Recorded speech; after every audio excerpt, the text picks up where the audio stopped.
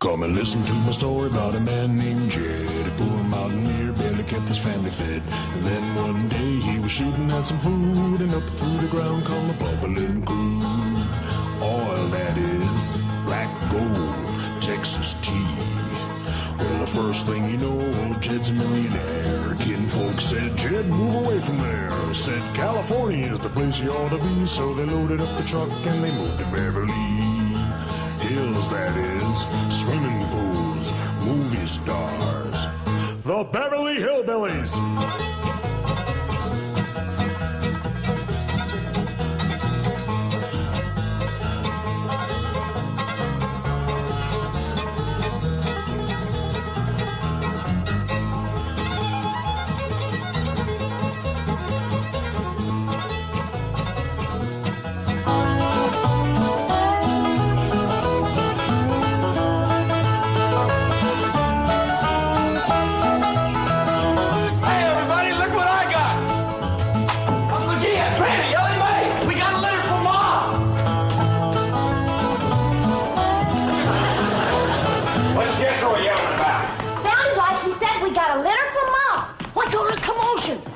He says, Jethro says Pearl sent us a litter. A litter of what? Did you hear what?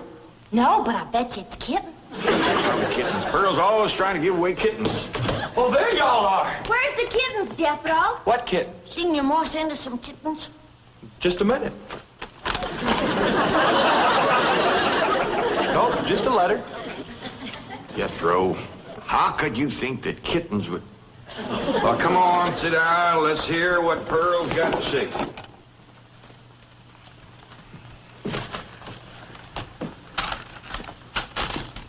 Dear son and kinfolk, I take pen in hand to say we are all fine back here. How are you all out there? Just fine, Pearl. That's right. Jethro, I hope you are making good marks in school out there. Ma thinks I'm going to school. Are you in the 5th grade like you would be here? Doggy, Jethro, I clean forgot about putting you in school. We're going to have to get you started today. Can I go too? Well, now, I think Miss Hathaway's got plans to put you in some girls' school. Can I go too? Jethro, I just said it was a girls' school. That's why I want to go. I like girls. I don't. Let's get finished with the letter. After that, we'll take care of school. Your sister, Jethrine, had a narrow escape. A city dude tried to take advantage of her. What does that mean, Paul? Well, that's, well, Granny will explain that to you later. Tell us more about the city dude, Jethro. His name is Jasper He. Jasper He? That's a funny name. Oh, there's a dot in there. His name is Jasper. He wears patent leather shoes and spats on them. Don't sound too neat, does he? He seen your sister at the cabin when I went there to keep an eye on it for Cousin Jed. I know what Pearl went there to keep an eye on. Mr. Brewster. Well, now, Granny, Pearl's a widow woman. She got a right to look. I ain't knocking it. I got my eyes open myself. At first, I thought the city dude worked for Mr. Brewster, so I drove back out to the cabin to give him a piece of my mind. I could put a bug in that Mr. Brewster's ear. Look out for feathers. Feathers? The more Pearl has her eye on a man, the more feathers she sticks in her hat. That's right. 3 and 8 came in flowing 2,000 barrels a day. And it looks like the new strike's going to be even better. There's no doubt about it. This is one of the richest pools we've ever hit. Yep, everything from here is good news.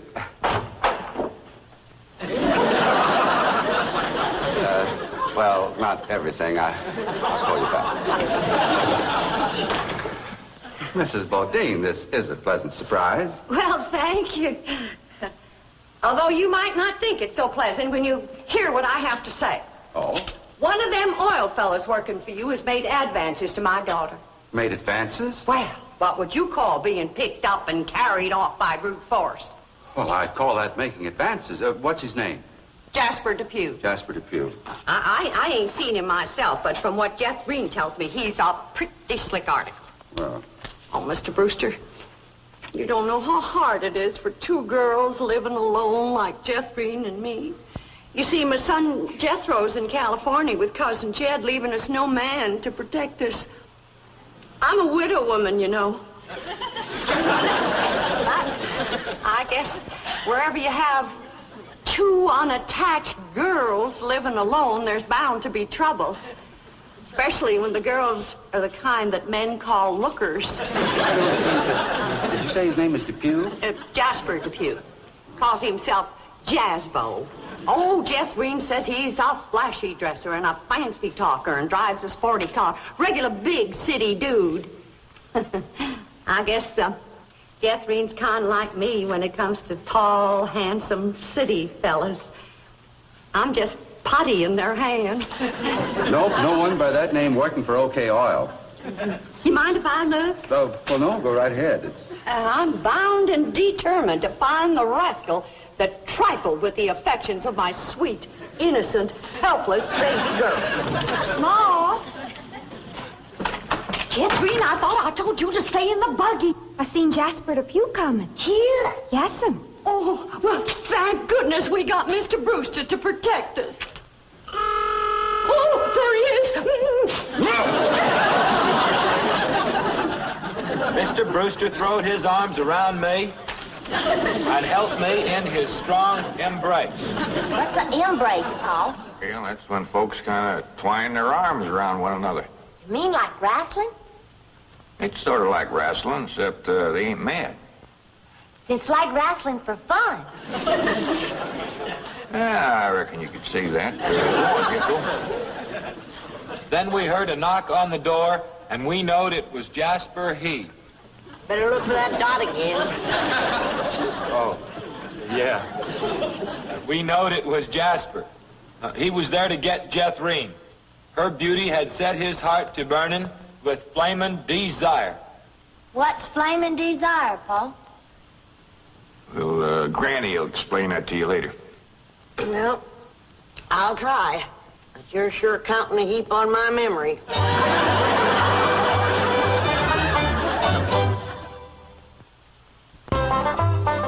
Read on with your Ma's letter there, Jethro. Yeah, it's getting good.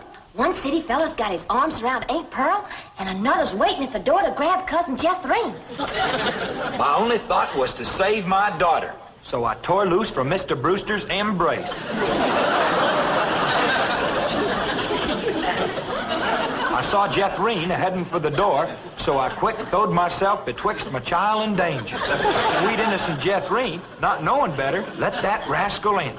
He went right to sweet-talking in a voice smoother than fresh churned butter. Hello again, you great, big, beautiful lump of sugar. I brought you something all the way from Eureka Springs. Genuine orchids growed in a hothouse. And this lovely young girl must be your sister. I'm her ma. No. Yeah. Well, for Jethrine's beautiful mother, a little gift of genuine French imported perfume all the way from Paris, France. Oh, well, you hadn't ordered. Oh, my goodness. Genuine Paris, France perfume. Look at that French writing on there. That says, "Ah, d'amour." That means, oh, love. Ain't he a sport, Ma? And for Jethrine's handsome father, a genuine cigarette case. Silver. Thank you, but I am not Jethrine's father. No, Mr. Brewster ain't my husband. He's just a friend. Well, any friend of Jethrine's beautiful mother is a friend of mine. It's from old Mexico and hammered out of solid silver by the Aztecs Indians hundreds of years ago. Well, that brings up an interesting question. Why would the Aztecs make cigarette cases when they had no cigarettes? That is an interesting question. I'll have to ask some of my Aztecs friends about that. Hey, Doc. Remember Ain't She Sweet? Well, I've read... Hey, what happened to your orchids? Nothing. I ate 'em already. You mean you ate all them expensive orchids? Ma, you should have spoke for one. It wasn't very filling. Ain't she sweet? From her head down to her feet. And that's a long way, but I ask you very confidentially, ain't that baby sweet? Ain't ain't she large? But she gives me such a charge. I ask you very confidentially, ain't that baby large? She stretches out in all directions. I'm in a shout. Lordy, that's perfection. Are you with me? Ain't she keen? Well, that's the most I've ever seen. And I'm here to tell you I'm her ding-dong daddy, and she's my queen. And she is king-size, my Jethrine. Her lots of mama, my Jethrine. She carries me away.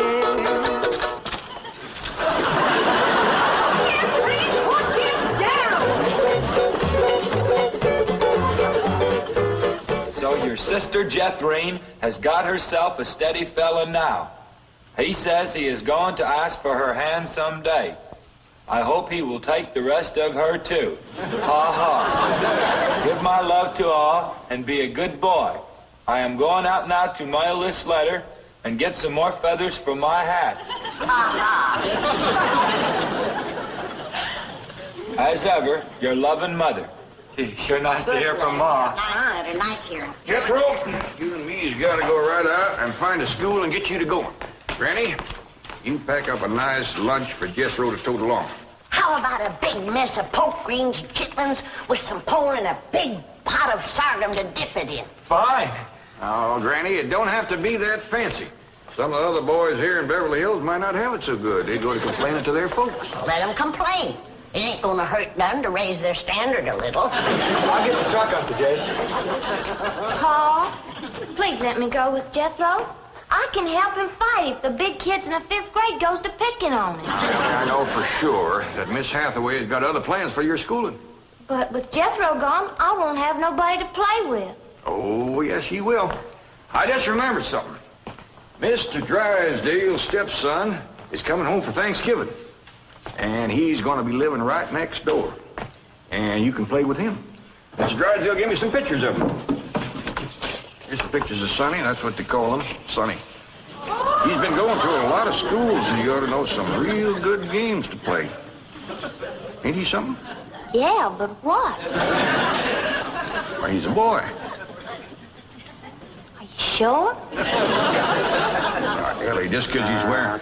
Well, there's Jethro. Now, you keep thinking about how much fun you're going to be having with him right next door. You know, he does kind of favor that movie actor, Rudolph Valentino. Here's Jethro's lunch. I didn't have time to fix much, but it'll hold him till he gets home from school. I got a little surprise in there. I've been saving it for a special day, and I reckon this is it. What is it, Granny? Deviled hawk eggs. Doggies. Makes me wish I was going to school.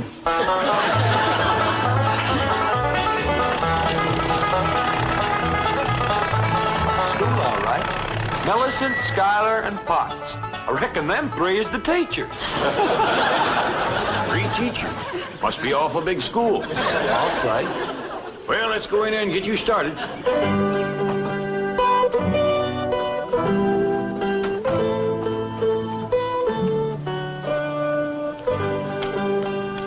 There you are.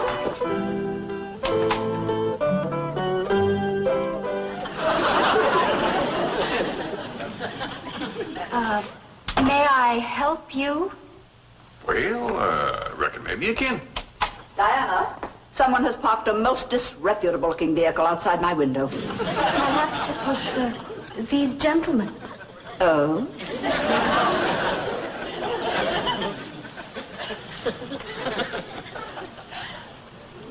Yes? What is it you wish? Well, I'd like to get my nephew started into school. Here? Yeah, here's all right if you got room for a desk and his lunch basket. My dear man, this is a most exclusive private school. The tuition is quite expensive. Well beyond your means, I'm sure.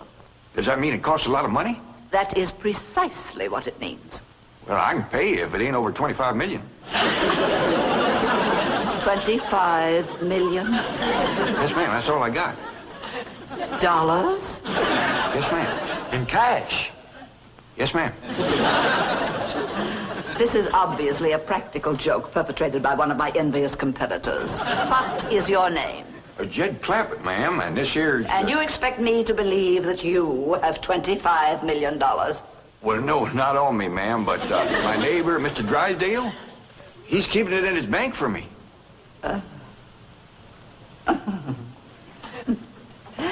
Get me Melbourne Drysdale at the Commerce Bank. You see, it just so happens that Mr. Drysdale holds the mortgage on this school, so we are very well acquainted. Hello? I'd like to speak with Now, if you wish to admit that this is a hoax and be on your way, we will forget the entire incident. Otherwise, you may be liable to some sort of action for invasion of private property and impersonating a millionaire. Mr. Drysdale is coming on the line now. Thank you. This is your last chance, Mr. Clampett. My next call will be to the police. Very well. Mr. Drysdale, Millicent Schuyler Potts here. Come in, come in, come in, come in. Diana, tea for these gentlemen. Croppett? Oh, no, ma'am, Clampett. Diana, use a Spode tea set. Well, sit down, sit down, sit down, sit down. Just the two of us. Ellie Mae and Granny didn't come. Well, do make yourselves comfortable. Mr. Drysdale's exact words to me were, well, never mind his exact words. Apparently he values your friendship greatly, and Mr. Drysdale is a very important mortgage. Ma'am. Now then, shall we talk about your youngster who's entering our 5th grade? What is his name? Jethro Bodine. Bodine? Jethro. No, ma'am. Jethro Bodine. We always put the last name first. Now, male, of course. Yes, ma'am. Just got a letter this morning. Date of birth? December the 4th. Year? No, ma'am. Back home. We only been here a few weeks. Perhaps you should answer the questions for our vital statistics. Now, we need to know the complete birth date, which in turn gives us the exact age. Now, we have December 4th, and judging from the fact that your nephew is entering the 5th grade, I would surmise that the year is, 51 or 52. Am I correct? Oh, Jethro ain't near that old. And in the 5th grade? Why, that's wonderful. Well, perhaps we have a budding genius on our hands. Archie! I'll pour. Oh, Diana, I'd like you to bring me one of our boys' uniforms to show these gentlemen. A 5th grade size. No, on second thought you'd better make it 3rd grade. He's younger than average. Mrs. Potter. We require that all of our students wear identical uniforms. It makes for less friction that way. Otherwise, the boys of millionaires are apt to be taunted by the really rich. I bet you Jethro will look right good in a uniform. He can't wait to be a soldier. Oh, yes, many a young lad is like that. However, our uniforms do not reflect any militaristic design. No, rather, we strive for something gay, attractive, and smart. Oh, there you are. Charming, isn't it? Now, you take this home and have Jethro wear it when he comes to school in the morning.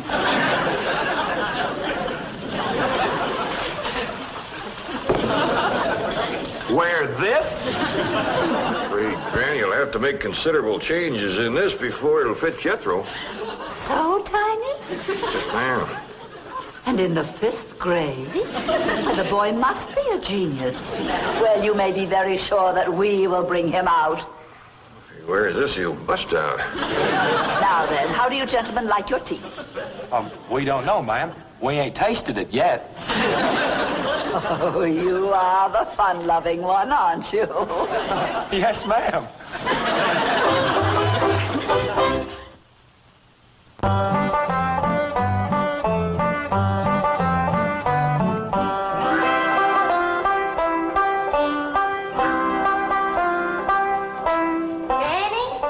Jethro's school clothes. You want me to help let him out? Oh, well, thank you, Ellie, but let's see what has to be done.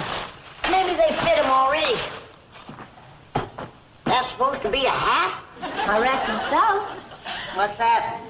Well, Jethro said it stands for Potts. Pots? That's the school he's going to. Pot school. Hell, he'll be learning a good trade. If there's something folks always needs, it's pots. Jethro can make you some dandy new ones once he catches on to it. Now, Sam Hill is supposed to wear that. Well, Jethro, I reckon. Jethro couldn't have wore that at 3. Paul said it'd take some letting out. Letting out? There ain't enough seams in the whole world to let that out. How's it going, Granny? Are you getting my uniform already? Jethro Bodine? No, Granny. Over to school, it's Bodine Jethro. Ellie Mae, leave the room. Ain't you got no shame running around here in your underpants? Granny, these ain't underpants. They swimming trunks. You wrap that towel around you before I cut a switch. But Granny, Miss Hathaway says... I don't care who says what. I'll be glad when your ma gets out here to take you in hand and to make you some school clothes. These things ain't never gonna fit. But Granny, I gotta have these in the morning. It's a rule. All us kids over there's gotta wear these. And that coat, too. Yeah. I sure wish your ma was here with her sewing machine. Pearl's a whiz at making clothes. Now that you're going to be keeping company with Jazzbo Depew, you're going to need some nice clothes. I like the little fella, Ma. I'm glad, Beverly. But you gotta stop picking him up all the time. He ain't heavy. That ain't the point. It don't look fitting for a girl to run around carrying a fella. All right. I won't pick him up anymore. Till we get married. Why would you pick him up then? To carry him over the threshold. You ain't supposed to carry him. He's supposed to carry... No, that's ridiculous. I declare, I don't know how I'm going to keep you in clothes the way you're shooting up. I start a new outfit, and by the time I get it stitched together, you've outgrown it. My new shoes is already too tight for my feet. Oh, them feet. If they get any bigger, you're going to have to go outside to turn around. My feet ain't as big as Jethro's. Well, of course not. He's a boy. Just think, your brother Jethro's going to school in Beverly Hills, California. Yeah. I'm homesick for to see him, Ma. Me too, Jethro. I'll bet your rich Uncle Jed has Jethro duded up like one of them actors in movie pictures. I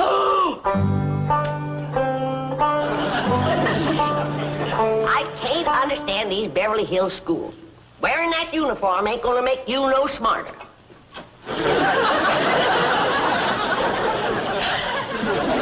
Miss Potts said I had to wear it this morning. And she's the boss teacher.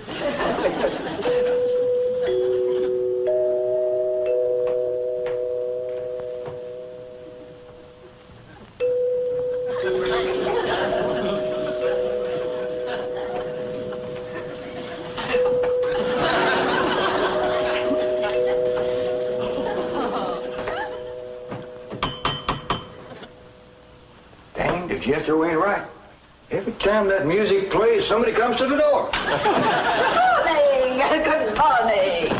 Surprise, surprise. Good morning, Miss Potts. I decided to come by and drive our diminutive genius to school myself. What? Your nephew, Jethro. Oh, yes, ma'am. Jethro! Come on down here. You got to ride to school. Well, that's mighty nice of you, man. Oh, tut. I'm going to give the boy my personal special attention. I feel that when one...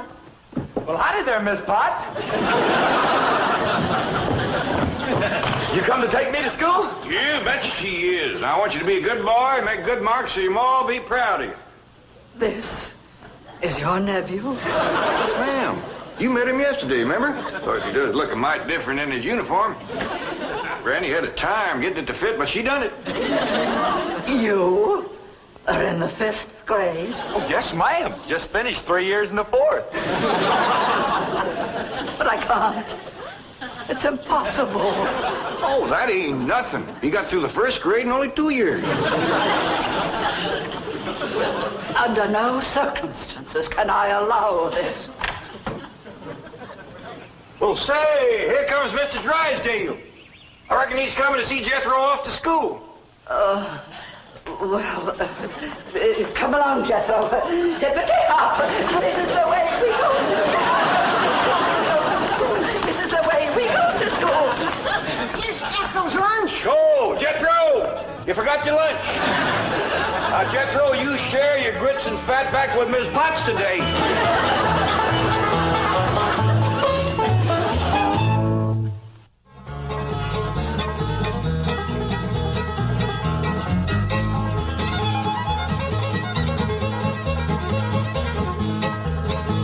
Well, now it's time to say goodbye to Jed and all his kin. They would like to thank you folks for kindly dropping in. You're all invited back next week to this locality to have a heaping helping of their hospitality. Hillbilly, that is. Set a spell. Take your shoes off. Y'all come